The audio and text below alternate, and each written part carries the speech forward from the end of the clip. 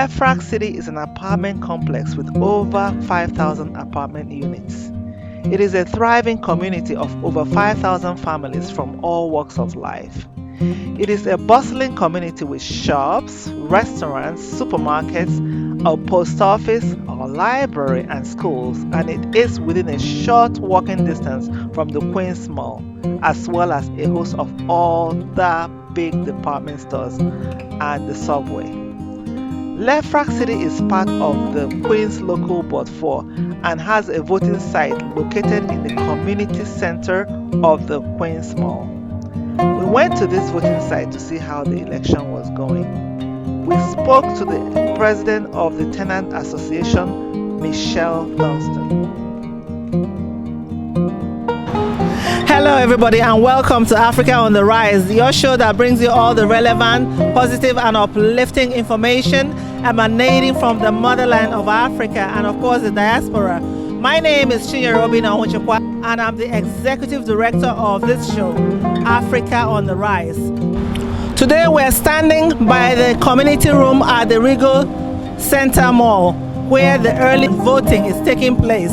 People have been coming in all day. You can see the lines stretching all the way to the end of the block and all the way around the block and all the way to the other side. We're here live right now in New York City and we are speaking to the president of the Lefrak City Tenant Association. Her name is Miss Michelle Durnston. Can you please tell us a little bit about your role and what you do? Good afternoon, everyone. I'm Michelle Durnston. I am the president of Lefrak City Tenant Association, and we are an organization that come together with the community to ensure the needs and wants of the tenants in Lefrak City. Thank you so much. So, what are your challenges right now? Because arguably, we are at the cusp of the most pivotal presidential election in American history. What are your challenges in making sure that the tenants are doing the early voting? Well, right now, I'm telling you that it's been outstanding. The tenants have showed up, but the residents here in Lefrak City have been out and getting their vote counted. And I'm very proud of them to be able to do that. And also our councilmen and our assemblymen, all the elected officials have joined in to make sure that this is a smooth sailing election and it's going well. Wonderful. I heard that previously you did experience some challenges in getting this community to be part of the voting process. Can you tell us a little bit about the history of that and how you were able to resolve it? Well, the only challenge that we had is not getting the information out in an appropriate time. You know, people did not utilize the early voting. You know, it was a low turnout last election, and now I have to say that it's turned around. These election days, they have been in hundreds of numbers coming out early to vote before November 3rd. Thank you so much. So how has the community changed from the time you became elected as the president? Well, we are together. We are working together as a community. We help each other, and our elected officials also contribute to, you know, since the pandemic, making sure that our residents have face masks, hand sanitizers, food. Every elected official have donated food to our community, and we are working together as a team. It takes teamwork, and that's what we're doing. And I'm thankful and grateful to represent Lefrak City. Okay, it seems like your community is a very diverse community with different people from different backgrounds. Can you give us a little bit of the demographics of this community? Well, we are very diverse. We are a city within a city. It's over 5,000 families that live out here. And so we are all represented well in this community. Can you tell me a little bit about the Africans that are also part of your community? What kind of role that they're playing and how they are progressing and moving up in this society? Well, the African community out here is very active. Thanks to Dr. George O'Hara. Nora? Yes, Nora. He is a very active member in our community. And also we have the churches, you know, that reaches out to the community, and they're doing an excellent job in being represented in Lefrak City. Thank you so much. It was such a pleasure speaking to you. Continue to keep up the awesome job. Thank you. Vote, vote, vote, vote. Vote. We are standing here by the Regal Center Mall within the Community Board number 4, where they are conducting early voting. Standing next to me is Sylvia, the president of the Friends of the Library for this community. Hello, Sylvia. Could you tell us a little bit more about yourself? My name is Sylvia M. Martin. I am Friends of the Library at Lefrak City, and I'm also on Community Board 4. And what I do is we advocate for the library, like funds for the children, because we desperately need funds for the kids, and to renovate our library. But so far we have been coming together, working with Miss Michelle Durnston, who's the president of Lefrak City, and she has been helping us out all together. The main thing is coming together. And the reason why I support these elected officials is because they have been very supportive of the programs in the library. They have been supported in giving out food, masks, sanitizer, and I want to do whatever it takes to come out and vote. Main thing is vote. How has the pandemic affected the activities of the library as well as the funding? Well, it has affected us tremendously because all programs has been shut down. But what I have been doing is sitting down with kids, reading to the kids out back in the courtyards at Lefrak City. I have been sponsoring other kids that need supplies for schools and whatever. Thank you so very much, Sylvia, for your participation.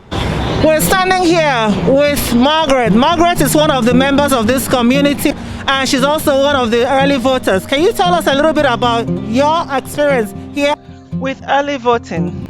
Well, I'm here, I'm part of working with George and Michelle. We come out, we help the community. Sometimes I volunteer when I'm needed. And the early voting this year, I came early, and I was very, very happy that I could get in on Saturday.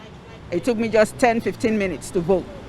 Thank you. I understand that you're from Africa. Can you tell us a little bit about your experience as an African living here in this community? Yes, I'm from Cameroon, southern Cameroon, the English side of Cameroon, called Ambazonia. And I've been in this community for a long time, right? And we Africans try to meet and support each other. So through the community, I've met George and Michelle. And as Africans, we're trying very much so to make a difference. We are lucky or blessed that in America we are able to vote and our vote counts. So it's a happy thing for us to be here and vote. Can you give us an idea of the demographics of the Africans that are here, the countries by representation and what they do? Oh, we have Nigerians, we have Cameroonians, we have people from Ghana. So it's a diverse community, and some of us work in hotels, some of us work in hospitals. So it's a mixed community, and we celebrate our African cultures, right? So when you come here, you can see people who dress up in their African attires, and so we add a spice in our community. Thank you. I understand that there's some kind of upheaval going on in your country right now. So as compared to what's going on in America, can you give us a comparison? Yes. In Africa, we have a long way to go. In my country, whether you vote, your vote will never count because one person still has to win anyway.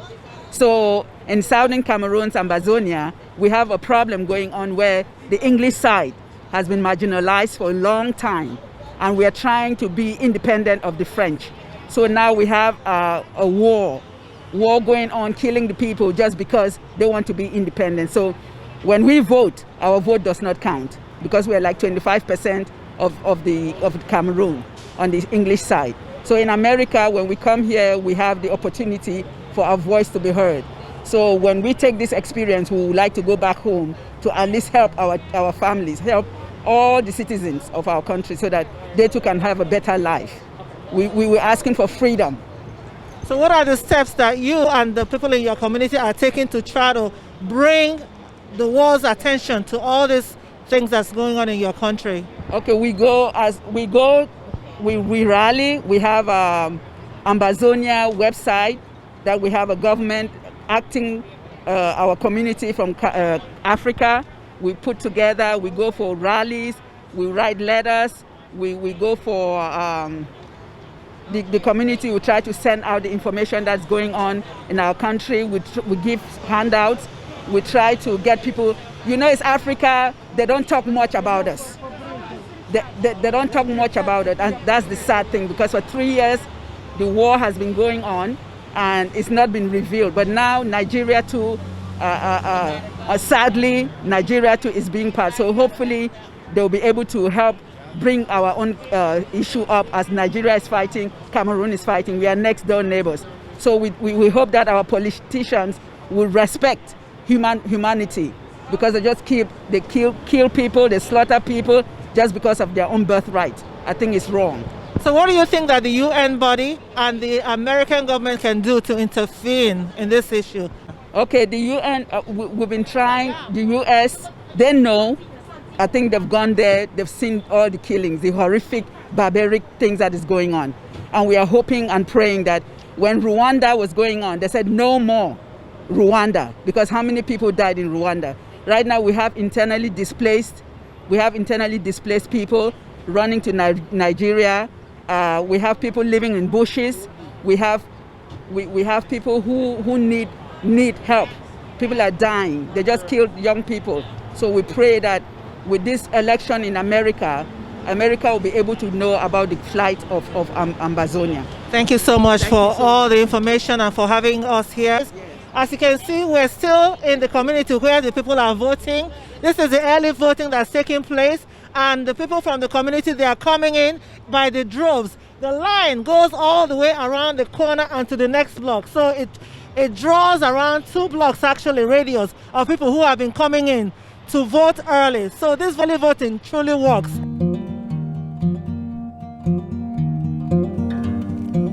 The democratic process appears to be moving smoothly at the Lefrak City community, where the residents are coming out in droves to vote early and be a part of the process.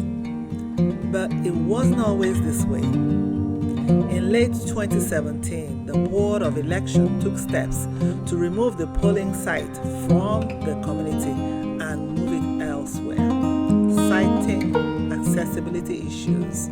But the residents of this district stood up against the Board of Election and took them to court. Representing the community in this issue was a labor attorney named Felder, who led them to victory. Mr. Felder is here with us today. Today, on the night of the presidential election in the United States of America, we are speaking with a labor lawyer and district leader of the 28th Assembly District in Queens, Mr. Felder. Welcome to the show, Mr. Felder. Thank you. It's an honor to be here. I really appreciate you having me, especially on such a historic night like this one. Yes. So you are a labor attorney and a district leader. Could you first of all elaborate on the functions of a district leader? Yes. So, well, thank you for having me here. It's an honor to be with you. Thank you so much. So I am a elected Democratic Party district leader, and what that means is I have a role in the affairs of the county party here in Queens, from helping select nominees to run for judgeships, and also liaising with our public officials at the local level, at the city council, at the state assembly, at the state senators, and being very involved in all things community. That's essentially what a district leader does. So basically you are working very hard behind the scenes. That's right, behind the scenes and on a volunteer basis. This is not for any money at all, but it's a labor of love. And I'm recently elected in June, so I like to think I've hit the ground running. Beautiful. So talking about labor of love, you are also a labor attorney. Could you elaborate to us how a labor lawyer differentiates from a regular lawyer? Sure. Well, it's an area of practice, and I'll say it's my true labor of love, if I may say so. And I represent essential workers, frontline building service workers, like the porters and the doormen and the superintendents in this building where we sit. And I represent the Service Employees International Union, Local 32BJ. We have workers, our members all around the East Coast, around 180,000, and I basically represent them in legal hearings, proceedings around the country, fighting for their jobs and for dignity and respect in the workplace. You may look very laid back, but I can tell that you pack a very serious punch. Wow. As a lawyer, you are also the champion for the underdog and the underprivileged. You fought for the people of Lefrak City when their voting rights were taken away, and you won. Can you tell us a little bit more about that? That's right. Well, let me just say first, you're way too kind in your characterization of me. But yes, I did represent Lefrak City in a voting rights case, which really amounted to deliberate voter suppression in Queens and Lefrak City by the Board of Elections and by the local Democratic Party of Lefrak City voters. So where they arbitrarily relocated a long-standing polling location a month before a city council primary election without much in the way of notice or comment or consultation with the community at all. And it just so happens I was on my lunch break at work, walking up Broadway in Manhattan, and I see a small group of people talking about, voter suppression in New York City and a poll site being taken away. And it happened to be Bertha Lewis, who is the long-standing civil rights icon and champion in this city and of national stature. And the next thing you know, they needed a lawyer, and I was there to help in any way I can. And it was quite a struggle that ended up being successful, where we won in court 3 different times. And in the end, as we sit here today, Lefrak voters are currently voting where they live, in Lefrak City, which has been the case for many decades, and it should be the case. So last week I happened to be at the Lefrak City voting site, and I saw so many people stretched out, long lines of people for miles and miles around. And I have to say that you are directly responsible for this victory. Well, how does it feel? Well, I'll say, and that's a very kind way of putting it. I like to say that I was part of a grassroots movement of community leaders in Lefrak City who came together to say that we were not going to accept voter suppression. And as you saw, on those lines were people who are older, senior citizens, people who are disabled, and they very well might not be able to go vote a mile away. They might not be able to afford access, right? Especially right now in the time of COVID, where it's that much harder to vote for so many folks.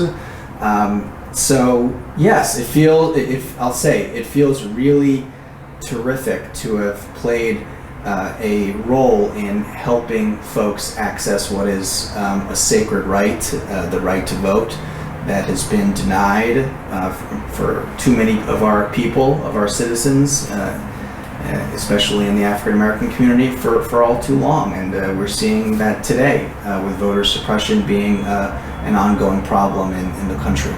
So can something like this happen in a country like America, where the democratic process is supposed to be everybody's right? That's right. Well, as we're seeing right now, and what we've seen recently, is democracy is under threat around the world, and particularly so here in the United States.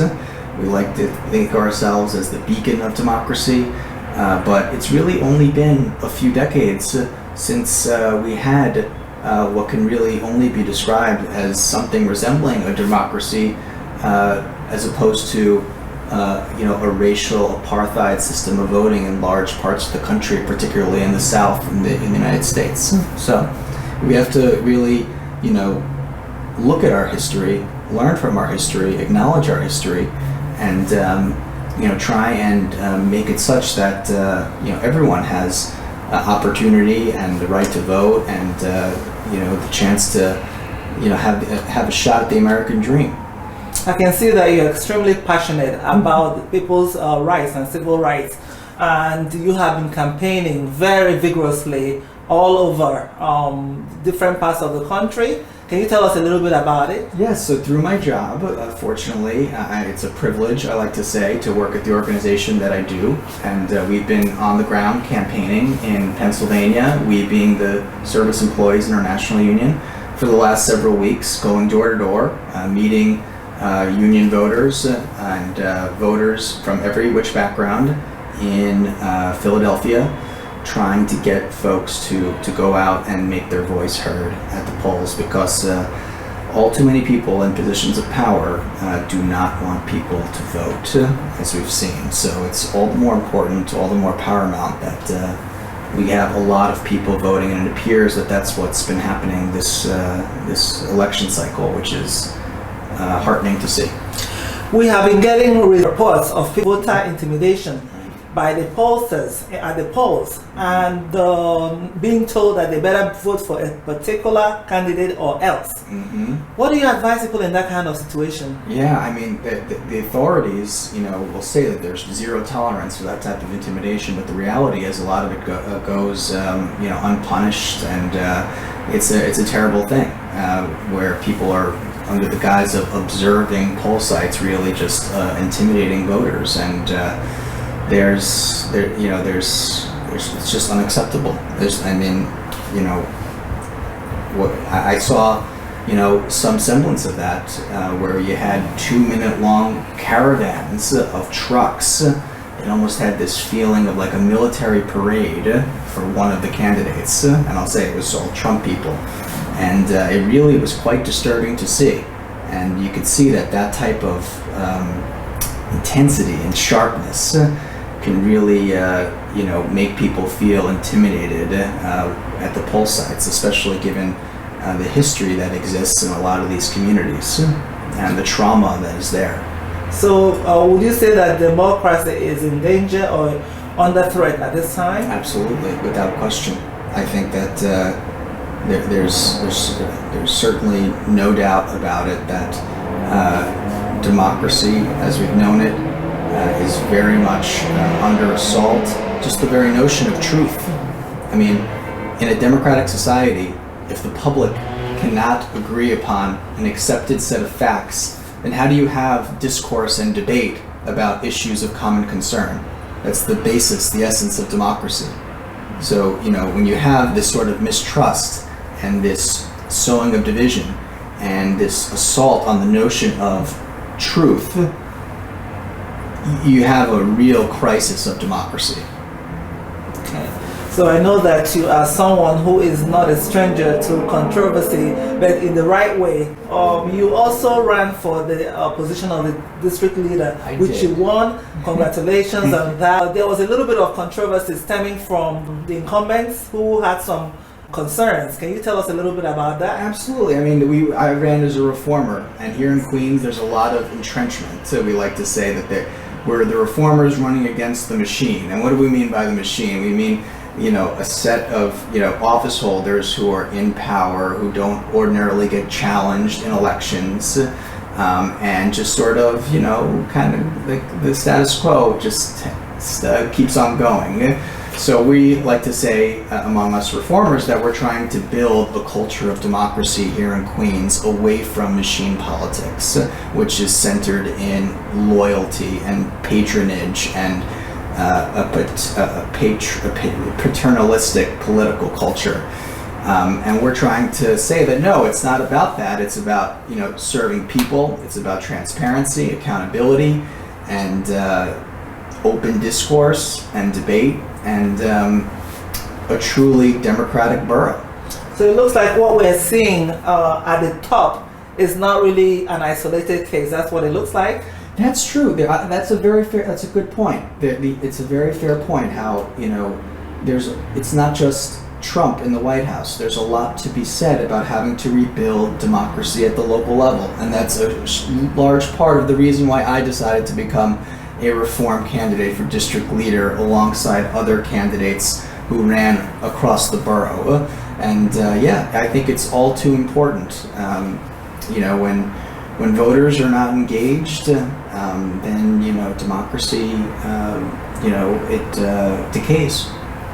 So with your experience as a labor attorney, as well as all the victory that you have under your belt, your passion for helping the underdog, any plans for running for future office? We'll see. I think that something as paramount and something as monumental as running for public office, you really have to know why you're doing it and what sort of change you're seeking to make through the office that you're running for.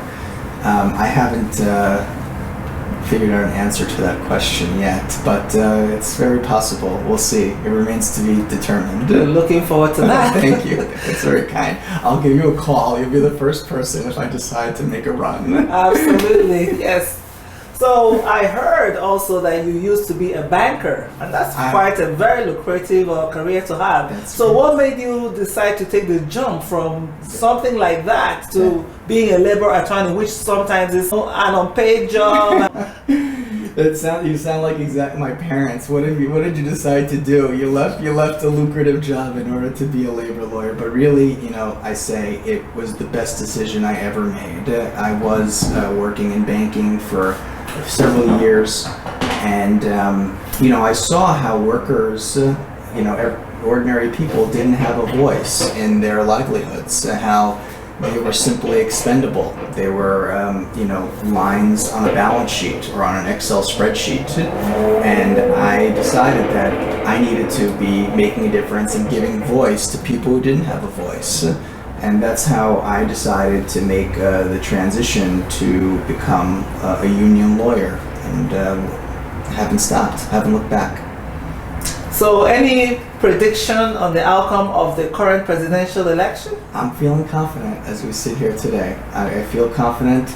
Look, I've seen a lot of Trump signs, a lot of Trump flags in the last 2 weeks, but I just have to think that after all that we've lived through these last 5 years, our better angels will come out tonight, and there'll be something to be hopeful about again. So there you have it, Mr. Ethan Felder, a human rights activist, a fight for the underdog, a champion for the underprivileged. We are so privileged to have you here tonight, and we look forward to your future endeavors. Thank you so much. Thank you so much for having me. Thank you. So thank you so much for watching Africa on the Rise.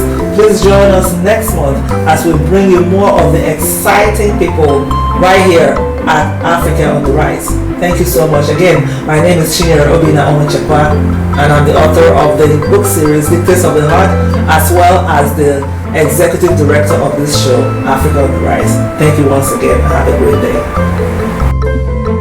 Please join us every month on the QPTV network, every last Monday of the month and every last Friday of the month.